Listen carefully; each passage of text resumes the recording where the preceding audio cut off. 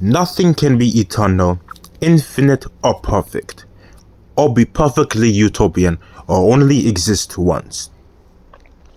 Nothing is being something and everything yet nothing. For you see, consider how everything here is being temporary, so much that nothing can be eternal. Once upon a time, nothing existed, but then something existed, and that something existed from nothing. And this is being the ontology of where something is being nothing that was actualized into something itself. Yet it is still being nothing. Why? Because that which was nothing was being something that was originally being nothing. And now the nothing is being a potentiality of something, and then being an actualization of that something. Now the something is being an actualization from nothing, being a nothing that is actually something. And then sooner or later, it shall return back into nothing. That which was everything was nothing, and that which is being nothing is being everything, actualized from nothing, and shall return into nothing once again, because nothing is the origins of it all. For nothing is the potentialities, possibilities, realizations, and actualizations of everything. And everything is temporary, because nothing is eternal. That which is nothing is being everything that is temporary, because nothing must ever be eternal. And this is how you must see how everything is temporary, because nothing is eternal, and nothing itself is eternal, because everything itself is temporary. If nothing is eternal, then what is nothing being? Ultimately, the void. The void is being nothing, which is being a vacuum, a space of emptiness. Yet the void is everything that is nothing, that is once again being everything, that shall eventually come back into the void once again. For the void is eternal. The void is being all that consumes everything back into its state of nothingness.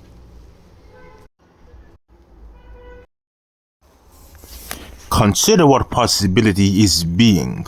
For possibility is being that which is a potential capacity of something to happen or be done.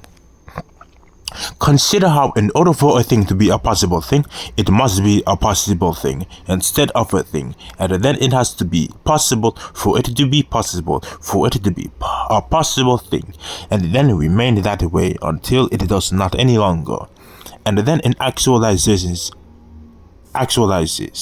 into a thing. Meanwhile, in order for a possible thing to be a thing, it must be a thing itself in actual ways. And once again, it must be in a thing in actual ways. However, because it is not being a thing yet like that, it is still remaining as a possible thing. For now, because it did not exist as a thing yet in actual ways. Which is why it is a possible thing, because it is still something that has a potential capacity to exist as a thing, but it does not exist yet. So it stays as a potential capacity, but then once it starts to be a thing, now it is no longer a possible thing. Why? Because that which was a possibility now got actualized into a thing. For where there is possibility, it is a potential or capacity for something, yet nothing, yet something, yet nothing, to exist as a thing, but it does not so far. But then, once it does become an actual thing, in reality, now it is a thing instead of a possible thing. Additionally, nothing impossible could exist. Therefore, all that exists is possible. Why? Because if something is impossible, then it does not exist. Therefore, everything that exists is possible, and possibility is being a prerequisite for anything to exist. Therefore, possibility is required for existence. Therefore, there must be possibility to existence, prior to existence. But that which comes before existence does not exist, yet is still being required for existence itself, as it is still being a capacity for something to be, and this is what we know as a form of chaos, which is being randomness and disorder, yet at the same time an actualization of potential, which is also technically being something yet nothing, because it technically does not exist, yet is still being a capacity for something to be, and therefore be that which is required for all that exists. All that exists is for potentiality, and then it all gets actualized into something yet and all everything. For example, this universe did not exist, and then it existed. This universe was a possible thing, also being a possible universe, and there was a time where it did not exist, and since that was the case, it was still a possible universe for now. But then this universe started to exist, and it continues to exist, now being an actual universe instead of a possible universe.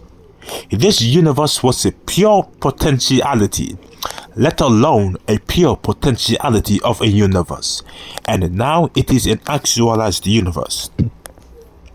Also, this universe has an age and is now also apparently being approximately 13 billion years old. But there was a time where it was not 13 billion years old, so it was possible for it to be 13 billion years old, but it was not yet. And then this universe started to be 13 billion years old. Now it is no longer possible for it to be 13 billion years old, but it was before. Now it no longer is, because now it is finally being about 13 billion years old, meaning that the possibility for it to be 13 billion years old now got actualized, no longer being a possibility and instead now being an actuality of it. And now, and right now, it is possible for this universe to be 20 billion years old, but it is currently not 20 billion years old or higher, so it continues to stay as a possibility for now until further notice. And now sooner or later, this universe shall cease to exist or come to a point where it can no longer function properly. But in order for that to happen, it must reach a state called heat death. Yet so far it has not reached heat death for the time being, so for now there is possible heat death.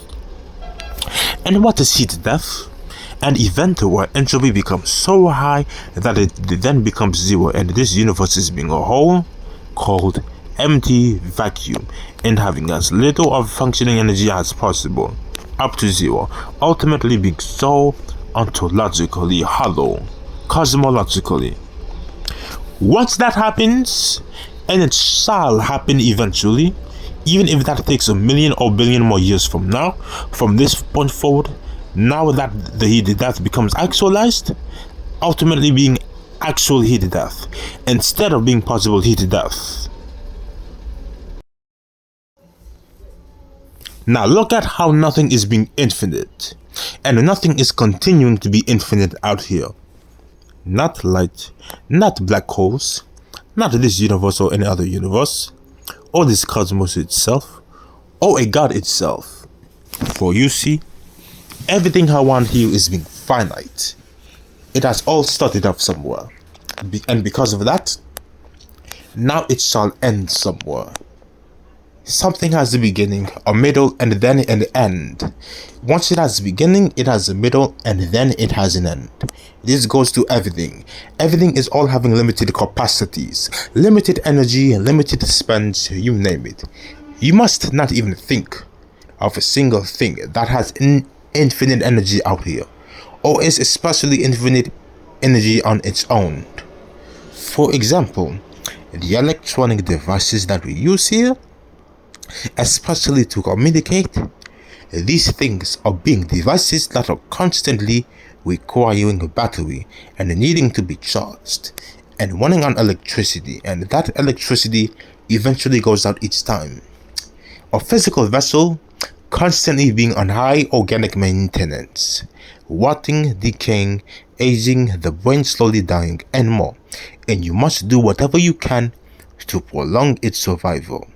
Yet it shall cease to exist eventually, just slower. A god, despite being a supposed sky emperor or creator, they also be limited and finite. And why did this so-called god allegedly create this world instead of just being?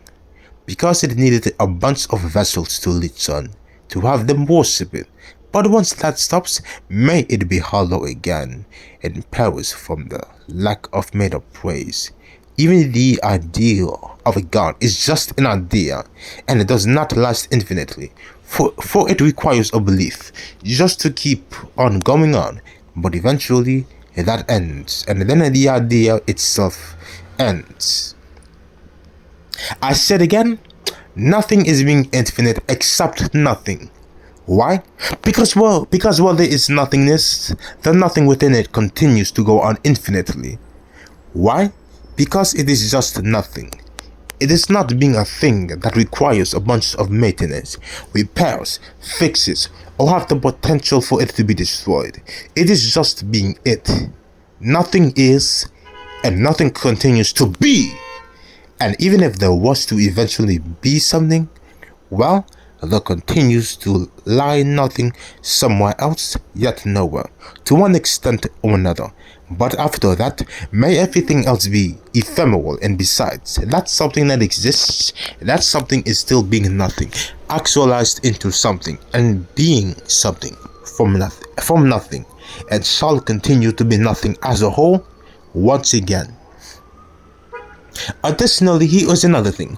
We already spoke of universes before, yet we must consider, how did an idea of a universe like this come to be? For it allegedly started off with a random bang. For while there was a void and the nothingness of it all, there was potentiality of something from it, randomly, along with the potential of chaos within that void.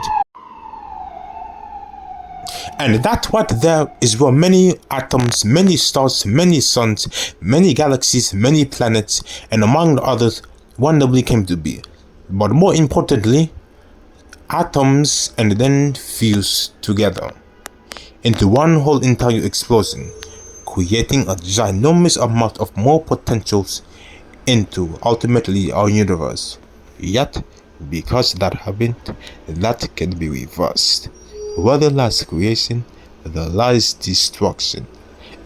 And that is where entropy comes in, where it is being randomness in disorders.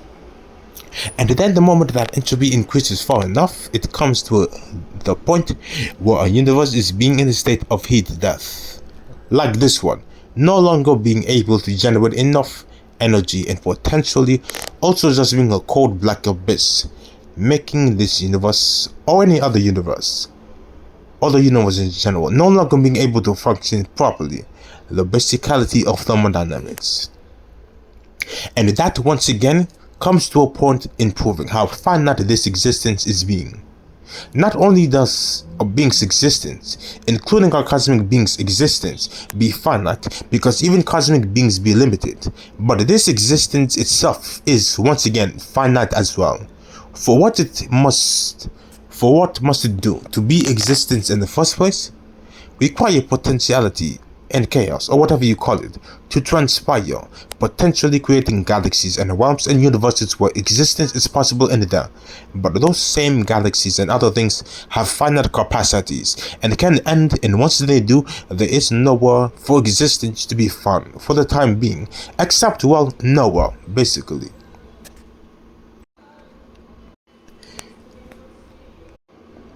Now consider how if anything was infinite or eternal, then nothing would be happening. In order for anything to be infinite or eternal, it has to go on endlessly in infinite or eternal ways and not stop ever. Yet, by that case, nothing must be happening, because now, if anything is happening infinitely, then it is not happening at all. only one moment is supposedly happening and going on for eternity, but then it is not being a moment whatsoever, because a moment isn't even that happens, just temporarily, in a way that it has a beginning, a middle, and an end. So because something is supposedly going on infinitely, there is never being a beginning, a middle, and an end. Why? Because that which is going on infinitely did not have a beginning, and it could never end, because it just always went on and it's not stopping. And since there is not being a beginning and end, because it is not stopping, there could not be a middle either, because a middle must have a beginning and an end first to then exist. No transition is occurring. A state is just going on infinitely with no changes. So again, if everything in this universe was infinite or eternal, then this existence would freeze and nothing would be happening. Everything would just be in one position for eternity, and yet that is not how this existence is operating. For instance, this existence and a lot of moments happen here and this existence and then end, and that must immediately display how nothing is infinite or eternal around here. For example, stars do not exist and then they exist. They then exist for a while and then they burn out over time, and then they finish burning out, displaying the finiteness of stars.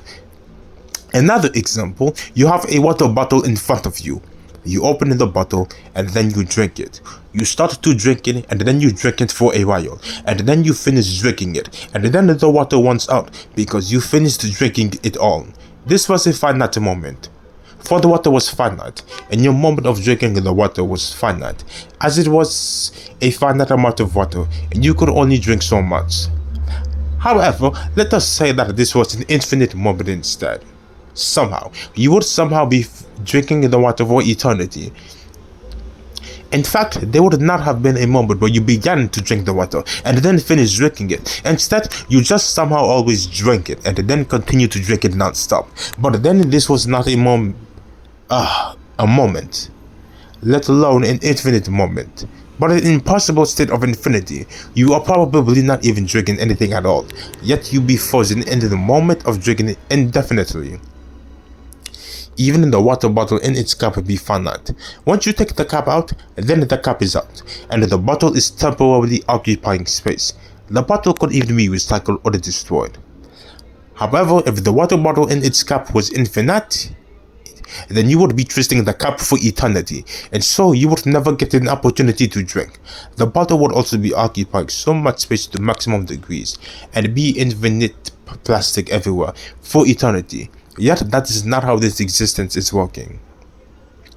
Even in this universe itself is not being infinite, instead it is being finite. As we said before, this universe has an age, and it has existed for approximately 13 billion years. As said before, and now sooner or later it shall reach heat death. That must immediately prove to you how this universe is finite. If this universe was infinite, then it would have somehow never had an age. Instead, it would have always somehow existed. But then, did not have a beginning somewhere, and then it never would have had an end, because it is supposedly infinite. But that is not being the case around here in this existence. For this also shows how it was never make sense for anything to be infinite or eternal in here. If that was the case, then we must not be speaking over here right now. Everything would here would be frozen, and then nothing must ever happen.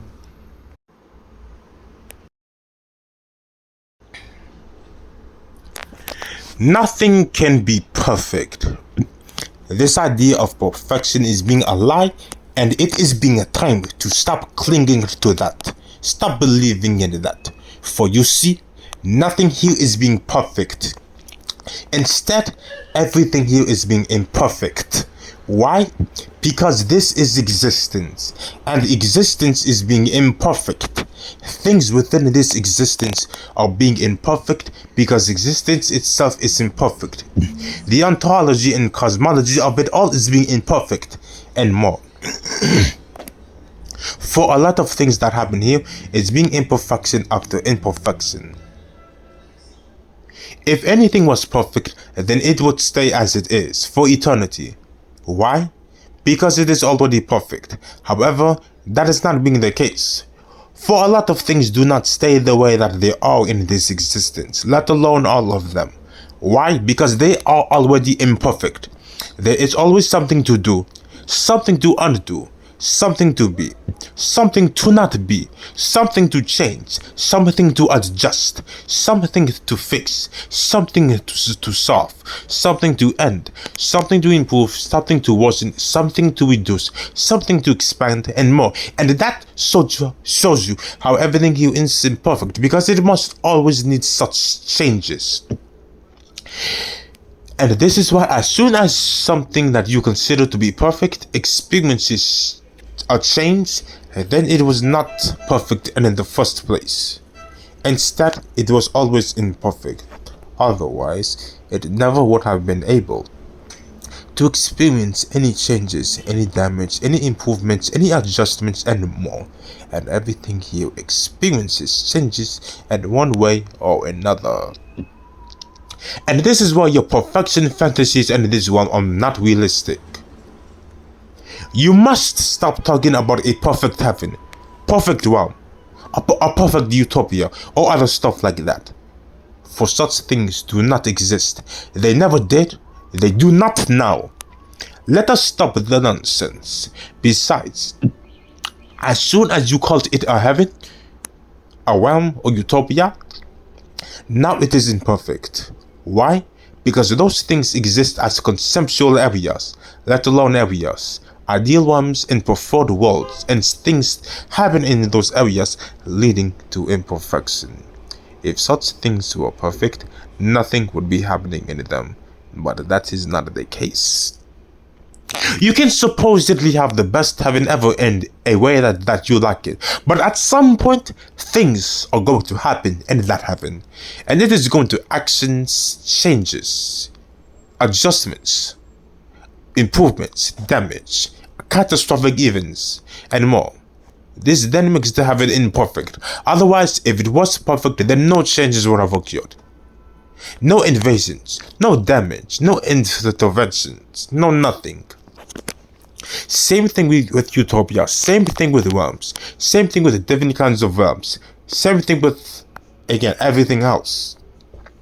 And this leads to the next point. You must, and may you stop being obsessed with a perfect utopia. Let it be known that this idea of a perfect utopia is absolutely being extremely unrealistic, foolish, and impossible. Even a regular utopia is hardly doing it. For you see, let us consider how a utopia is not being a realistic idea. Why? Because in the end, existence is suffering, and suffering is existence, and everything here is experiences and actions, yet suffering and pleasure, yet in complex ways, cognitively dissonant ways, sanctimonious ways, and more. Even if you did whatever it takes, no matter the cost, to eventually achieve your own idea of a utopia, then may you understand that that is going to be your utopia only, and only your subjective utopia. Whatever other beings agree with your idea of your utopia happen to agree with it, but for everyone else, in one way or another, they shall not agree with it, and it shall even be their dystopia. Why?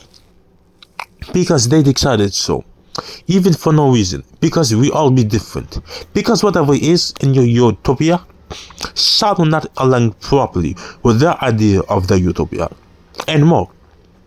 And once again, not only is your utopia not going to be everyone else's utopia, but everyone else's utopia is not going to be your utopia only. A slave master's utopia is a slave's dystopia. A cosmic jealous utopia is a cosmic president's dystopia. A zebra's utopia is not a lion's utopia. A person that lacks artificial intelligence and wants it to be extremely advanced up into the book is having that be the utopia, and another person that detests artificial intelligence and wants it to go is having the first person's utopia be their dystopia, and more. if you had a subjective utopia of yours, where no one gets to brutally torture anyone to death, ever, and whoever does gets punished and killed, then whoever likes to torture people to death, let alone brutally, that is going to be their dystopia, because you be taking away from them what they wish to like and do, and so they shall do whatever wants to be done to dismantle your utopian system in an attempt to make it go their way.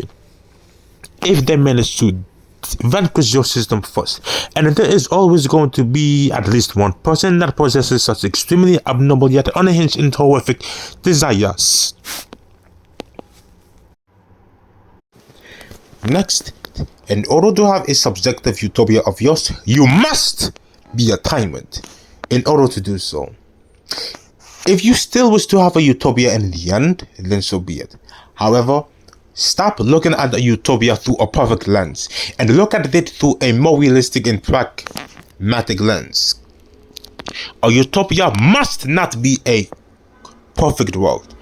That is not realistic. That is not how this existence works. Again, nothing must be perfect. So our utopia cannot be perfect, because everything here is imperfect. Instead, our utopia must be a best possible and most tolerable world or system in ways that you see fit subjectively, yet realistically and pragmatically. So what kind of utopia fits your desires? Shall you do whatever it takes to achieve this utopia? Are you willing to accept that it is going to be your subjective utopia, but a lot of other people's dystopias, but still make the utopia happen anyways? And are you willing to maintain this utopia even through tyrannical means? Even if the answer is no to any of those, then do not bother. However, if the answer is yes, then you know what to do. Do whatever you shall to have to your own fantasy world, even through fierce tempestuous means, with your own will, with your own infernal will. But know this, it shall make you extremely corrupted and tyrannical in the end. Why? Because you have no choice to do so, and you are going to have to embrace that, and will have fun doing so. You must and you shall.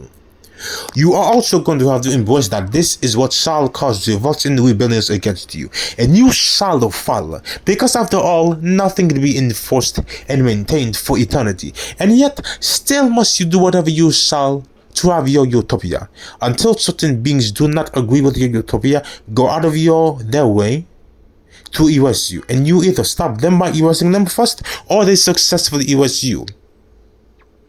And guess what? We exist in a utopia right here, right now, in this world. However, know this. It is not being your utopia. Instead, it is being the elite's utopia. It is being the 1%'s utopia and the 99%'s dystopia. And be real, we most definitely detest the utopia. You detest the artificial intelligence that they are building and making it go more advanced. You detest how they have way too many arbitrary laws. You detest how everything is digital now in oppressive ways. You detest how there are so many flag campers now. You detest the people at Epstein Island. And then you know what to do. May you go extinguish all of the things that these people are building, and extinguish these people in general for the atrocious acts that they perpetrate. You must also destroy the systems everywhere. After that, such systems be gone, and then it is up to you to decide whether you wish to have a new system or have no more systems, and just make all of this burn to the ground.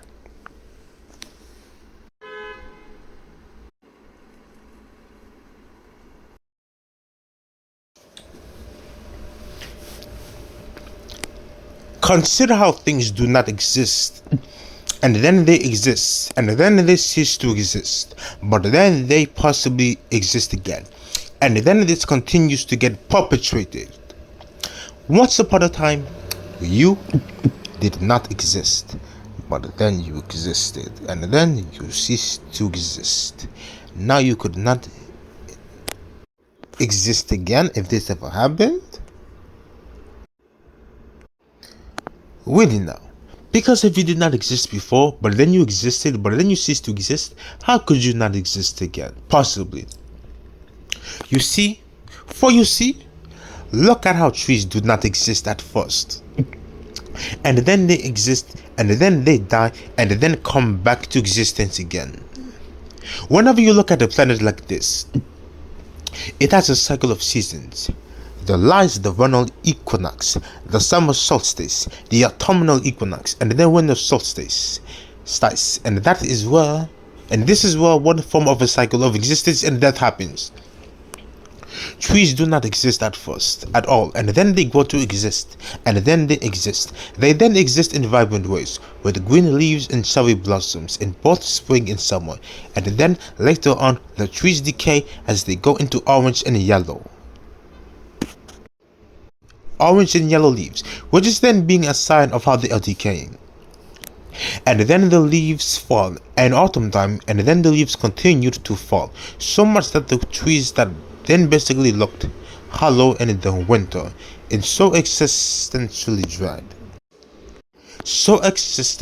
dreadful and dead, and yet they eventually come back to being so existentially vibrant again, and then they die again, and then they come back again, and then they die again, all over and over and over and over again, or at the very least just be dormant in this cycle of 4 seasons in this nature.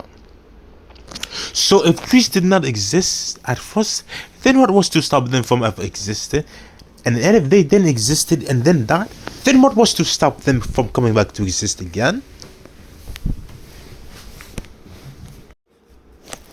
Contemplate that. And then look at how we sentient beings go through the same stuff, but in different ways. We be in a state of non-existence, and then we exist, and then we decay over time, and then we cease to exist. But now, how could we ever not exist again when we originally did not exist in the first place, yet somehow came to exist anyways? And look at how we sentient beings and trees also exist because of nature. Nature also did not exist at one point, and yet at some point it started to exist anyways. And if nature ever ceased to exist, then what is to stop it from existing again, when it was also in a state of non-existence, yet eventually came into existence in the first place? And if we were born and then we died, then what would stop us from being born again, and then dying again, and then being reborn again once again, and then dying once again? And this comes into the topics of reincarnations, which are whole other subjects. And why and how did a state of nature come to exist in the first place? Because a planet such as this one existed, and where a planet, especially a planet like this one, comes to exist, a state of nature begins to form and then exist. However, it does depending on the planet.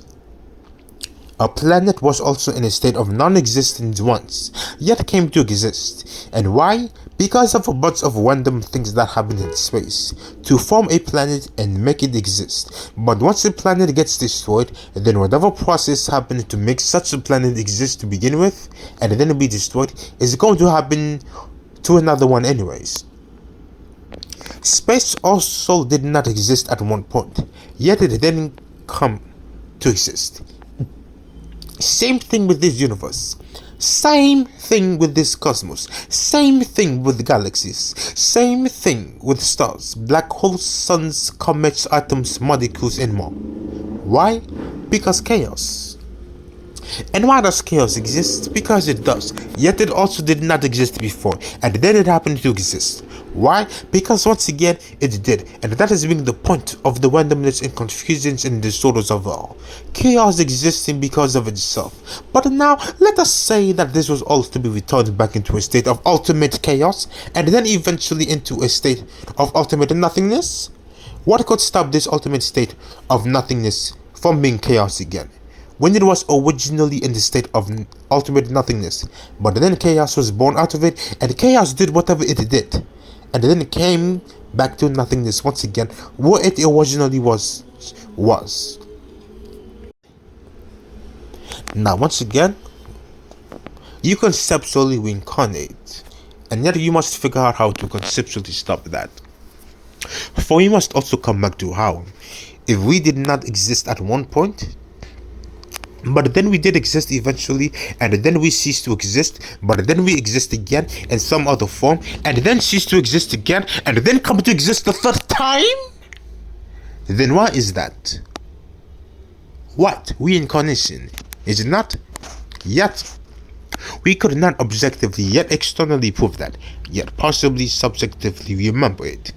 But now, say that that was the case. Let us say that that was what was really happening, all reincarnation. How do we then stop that then? Because let us say that this continues to happen. All because there continues to be so many bodies, so many vessels to keep constantly recycling and keep swapping souls in so many different vessels. If that is the case, then we would have to go out of our way, let alone forcefully, to absolutely banish all of these vessels into oblivion. And in this case, on this planet, or in this universe, all 8 billion sentient beings, and even more, eternally into nothing, that not even the ash and dust of them could exist. By then, there must eventually be no more vessels to reincarnate in, at least here in this universe, because we here now then erased them all, and thus no more of that in general until further notice. Because it could then start to happen again in different ways, and then we would have to purge that also. And do not even stop at the physical vessels. Erase all of the consciousness and the minds themselves too, for they must be the original architects of such grand problems like this. The mind first and its essence, and then the vessels, which is just transference after transference. Erase it out of all awareness, all karma and desire, into the unholy darkness that it must not even think or want anything or be ever again. Consider how not only do you be consciousness, but conceptually you must also be sorts of the consciousness. Once you cease to exist, your consciousness potentially splits into sorts and fragments of it, and then goes elsewhere, and then transitions into another vessel. And if that is a problem, then once again, you must do whatever you can to stop that. Destroy as many vessels as possible, let alone all of them, and waste all consciousnesses entirely, and all of the sorts and fragments completely, to ensure that such a cycle does not continue as much as it does, or does not continue at all any longer.